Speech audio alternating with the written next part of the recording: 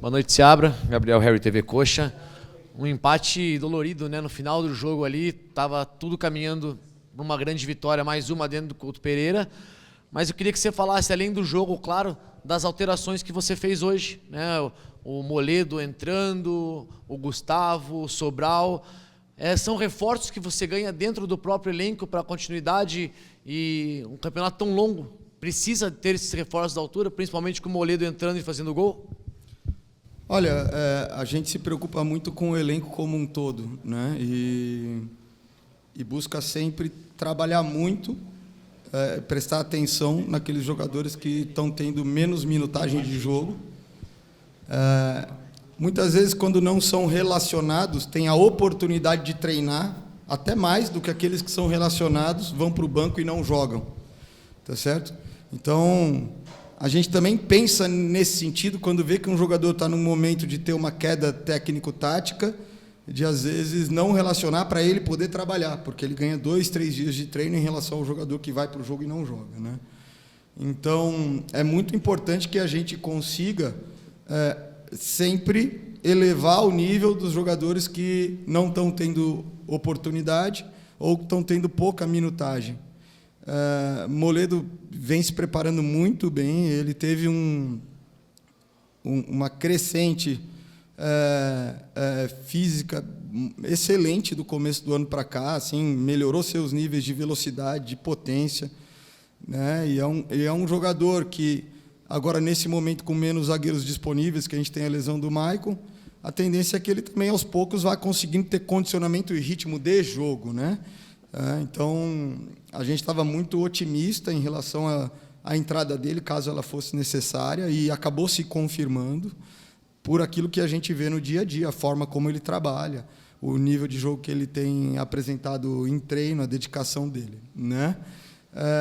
Gustavo, acho que mesmo num cenário muito complicado, lá em Salvador, ele já entrou bem, acho que fez uma boa entrada hoje de novo, e é um jogador que, em algum momento, também ficou fora de relação para que pudesse treinar mais, até porque teve um momento que teve uma questão muscular, mas desde que ele chegou no início do ano, e é um projeto que era para um prazo um pouco maior, porque ele vinha de muitos anos numa liga mais frágil, mas a gente sabe da qualidade técnica dele, e ele vem conseguindo cumprir essas etapas, e está elevando a rotação de jogo, qualidade técnica já tem, o domínio das funções táticas que precisa fazer.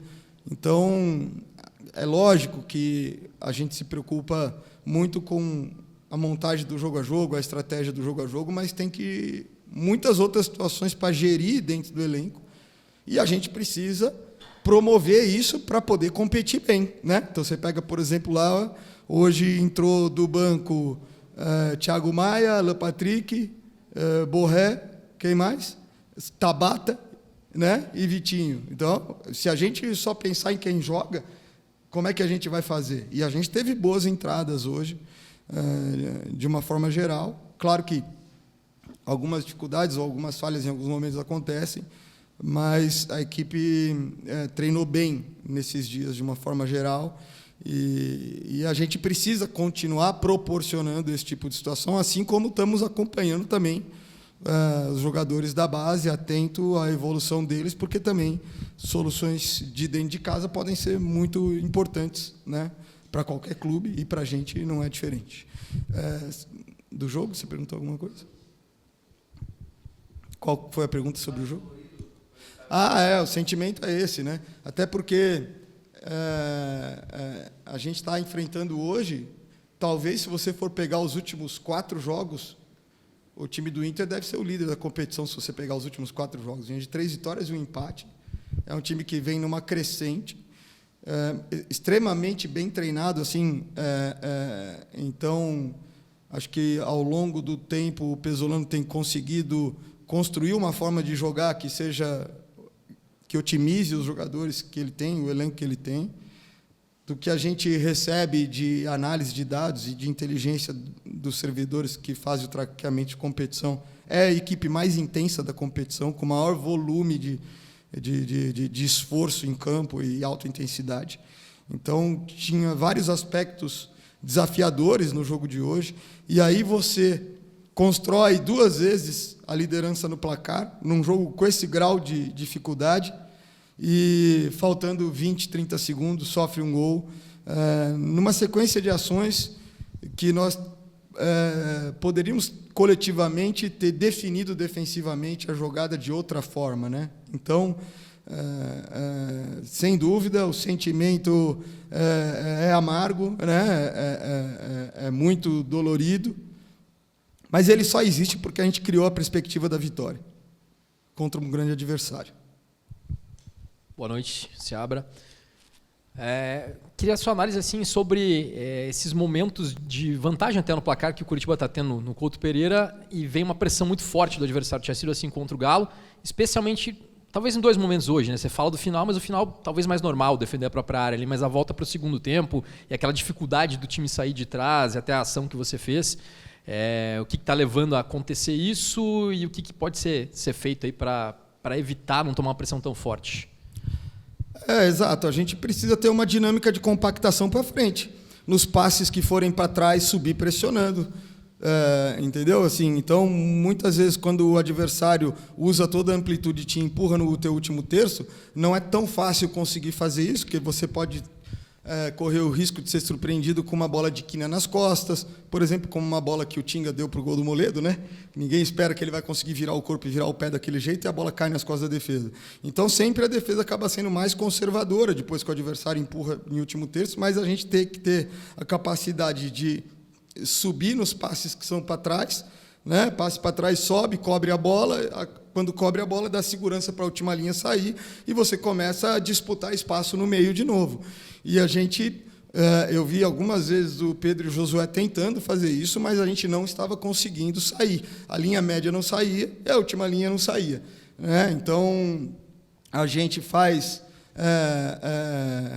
a orientação, os gestos, depois a gente faz as trocas, e eu entendo que a gente superou esse momento antes de tomar o empate. Antes de tomar o primeiro 1-1, a gente já tinha conseguido passar o pior momento, tá certo? É lógico que é um time que está na emergência, que tem qualidade, e que em algum momento eles vão voltar a ter volume.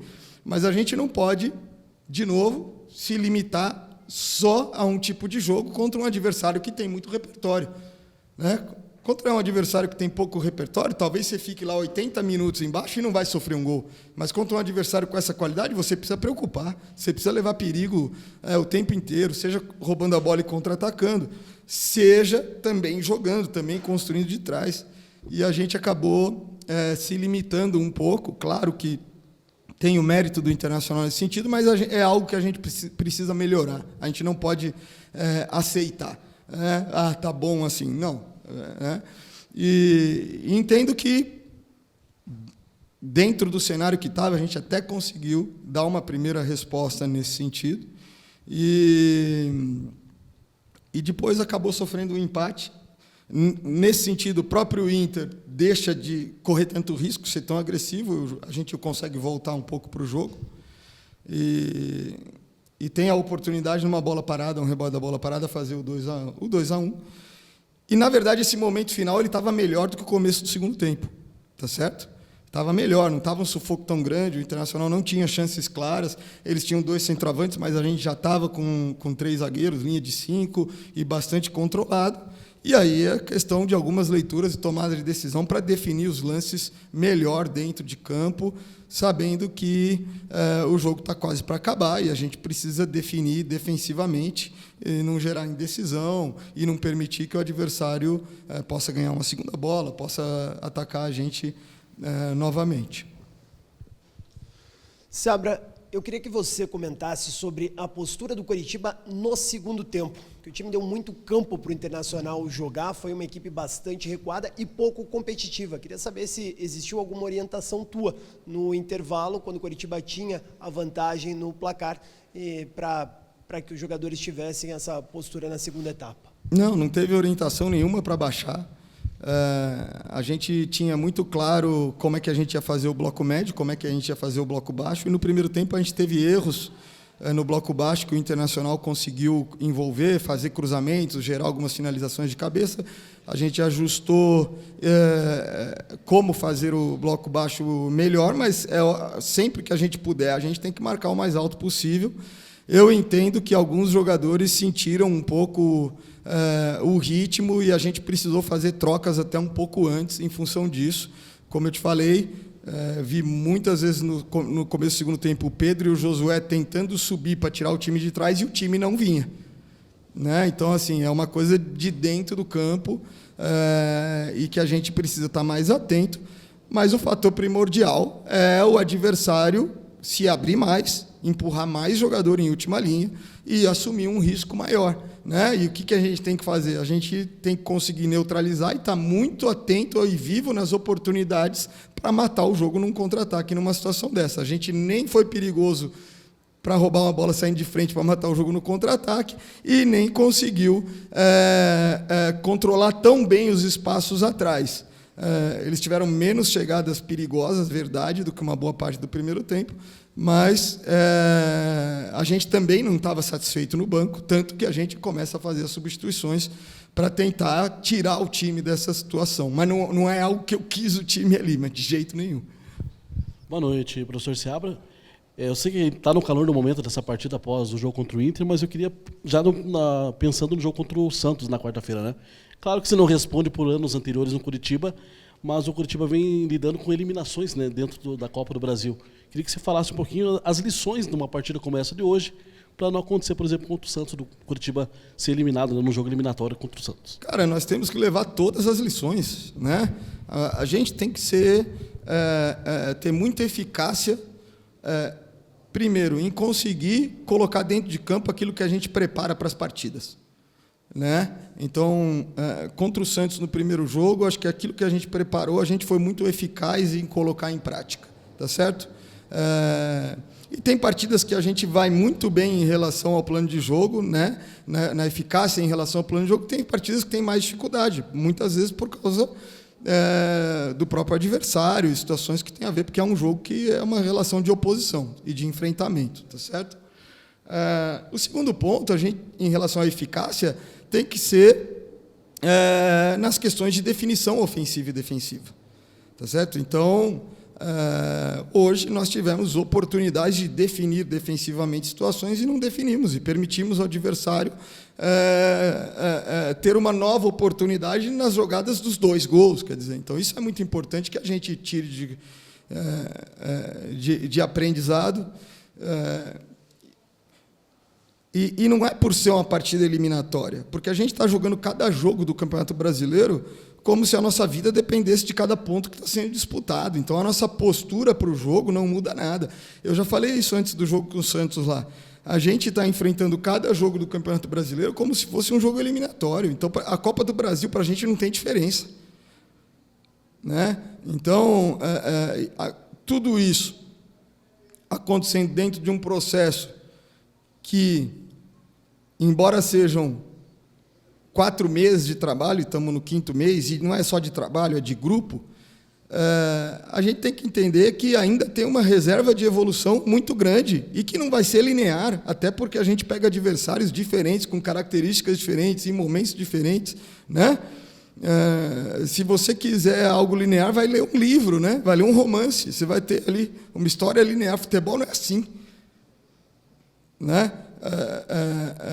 A evolução, o desempenho não é linear, existe a aleatoriedade ou imprevisibilidade, os confrontos dentro da temporada, no mesmo período, na mesma data, equipes estão em momentos totalmente diferentes. Então você pega um elenco como desse do Internacional. Quantos anos de depuração tem um elenco desse? Quantos anos seguidos eles estão em Série A? Os 2 estão no mesmo momento. Não estão no mesmo momento, gente. Né? Acorda para a vida. A gente está voltando de uma Série B, a gente manteve 55% do elenco, trocou 45% e estamos com 4 meses. Esses caras, eles estão se conhecendo. Tem coisa que acontece ali no dia a dia que os caras, esse cara é assim, não, esse cara é assado. Entendeu?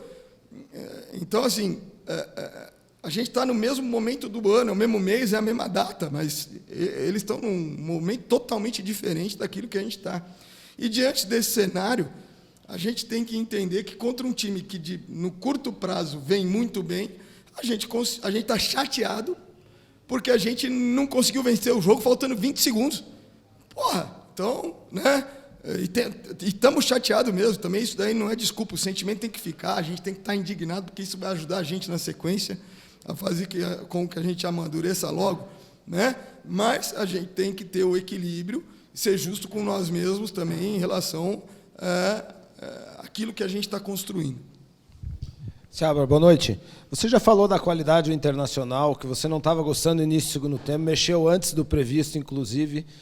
Mas você não acha que fechou a casinha muito cedo no segundo tempo, colocando os 3 zagueiros, colocando o Alisson? Podia tentar um pouco mais o ataque? Olha, a gente tinha ali uma necessidade de que a troca, a princípio, ela não seria dupla, né? E quando a gente vê o movimento do duplo 9 do outro lado, aí a gente já segurou a troca e já fez pensando naquilo que o Internacional iria fazer, né? Tendo o Borré e o Alejandro, beleza? Ao mesmo tempo, se você está atacando, jogando muito, e aí você coloca um terceiro zagueiro e muda o cenário do jogo, a partir daí seu time fica atrás, aí eu concordaria com você. Mas o que estava acontecendo até esse momento? Eu não estava atacando, não estava jogando, então eu vou me defender melhor. Ainda mais vendo que o adversário vai colocar um duplo 9, tá certo? Então a gente foi nessa linha.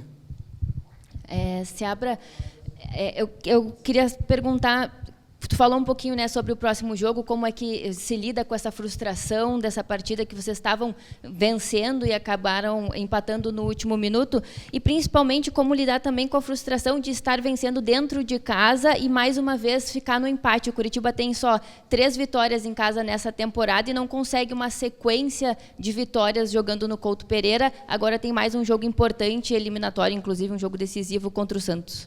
Acho que a primeira coisa é a gente tomar cuidado com a expectativa, né? Se a gente tiver sequência de vitórias aqui todo jogo, a gente vai para a Libertadores, um time que está vindo da Série B, né? Então, eu acho que talvez não seja justo, claro que a gente vai fazer todo jogo para ganhar, dentro ou fora, né? Mas a gente não tem que se cobrar sequência de vitórias. O campeonato é muito difícil, tá certo? Então, esse é o primeiro ponto. Então, se a gente partir daí, a gente entende que, tá bom, vamos ver o jogo como foi, né? Então, esse foi um jogo que foi construído, eu entendo até que tivemos mais equilíbrio entre conseguir gerar perigo e chance contra um adversário de alto nível do que foi contra o Atlético Mineiro.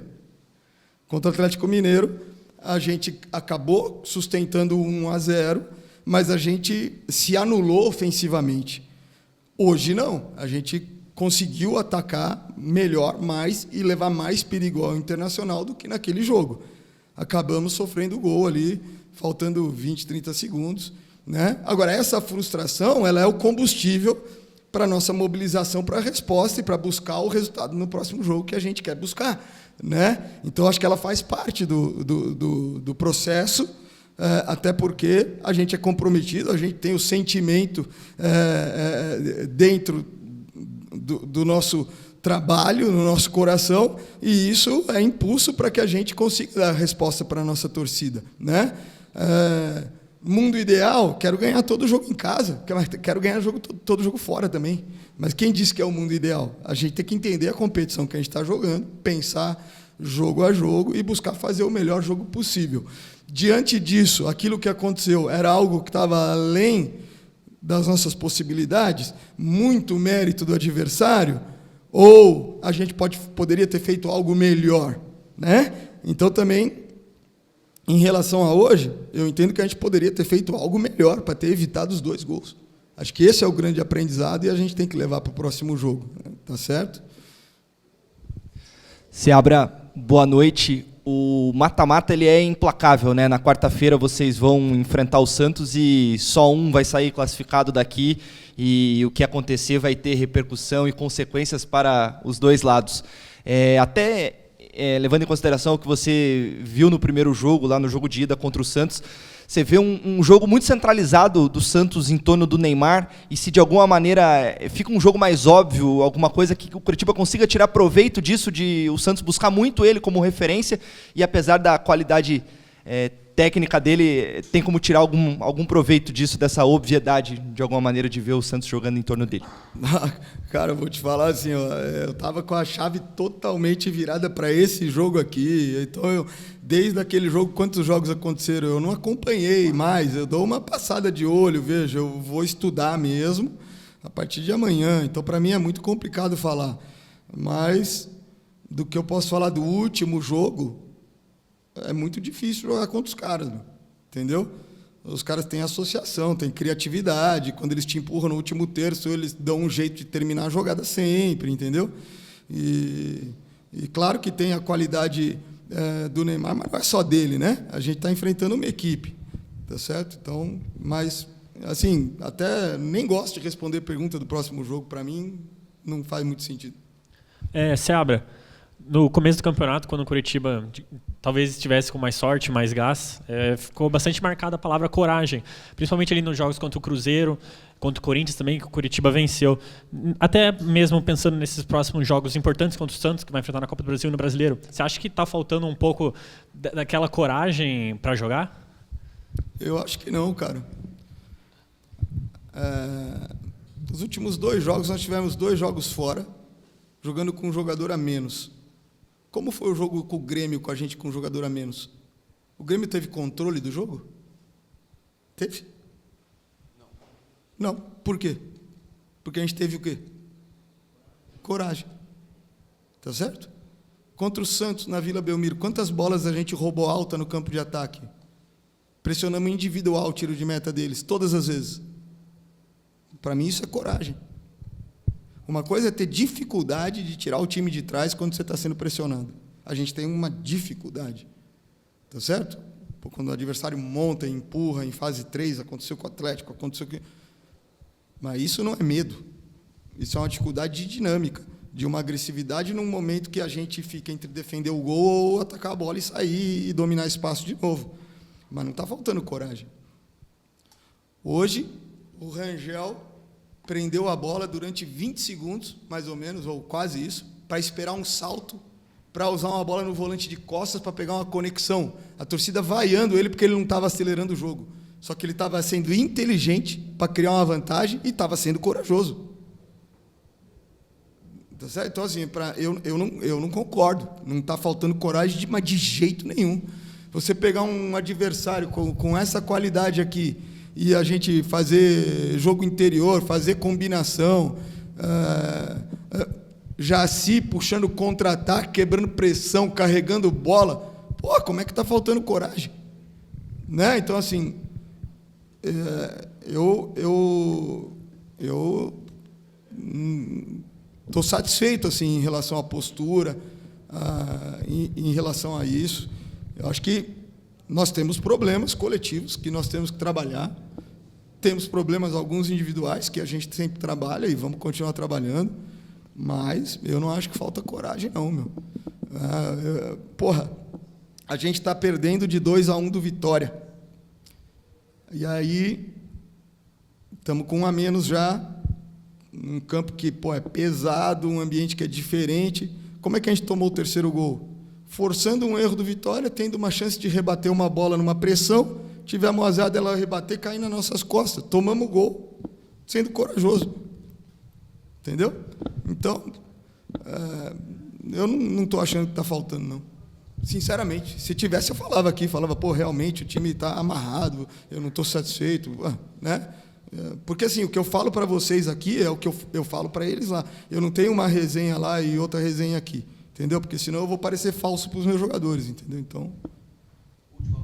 Seabra, boa noite. Você falou agora há pouquinho que não gosta, né, de falar muito do jogo seguinte, mas pensando em característica de jogo, a gente viu partidas aqui que o adversário pressionou bastante, até mais presente, como no próprio jogo com o Atlético Mineiro. O jogo de quarta-feira tende a ter uma característica diferente do que vinha tendo aqui, com o Santos talvez um pouco mais fechado, até pelo desgaste físico que eles vêm na sequência ali de quarta, domingo, desde o começo de abril, se isso pode mudar ali, de repente, a partida, e como não deixar esse gol sofrido no finalzinho abalar, de alguma forma, a confiança para esse jogo de quarta-feira. Olha, eu vou te falar que assim a própria resposta competitiva que a equipe deu hoje, o fato de construir 2 vezes a vantagem no placar num jogo desse nível, eu acho que já é algo que recupera a confiança em função do que foi o baque do jogo de Salvador, né? Então, isso já mostrou a capacidade da equipe se mobilizar e buscar dar uma resposta. Acho que é muito importante, como eu respondi para a colega, alimentar esse sentimento de indignação e que ele esteja presente mesmo nos momentos de vantagem no placar, para que a gente esteja alerta mesmo quando estiver em vantagem, né? E não permitir isso acontecer. Agora, o cenário do jogo contra o Santos, cara, isso vai depender muito também do que for a proposta, o plano de jogo, a estratégia. O Cuca é um excelente estrategista, assim, é um treinador top. Então, já vi ele fazer planos de jogo de um jeito, de outro. Então, é muito difícil eu te dizer o que vai ser.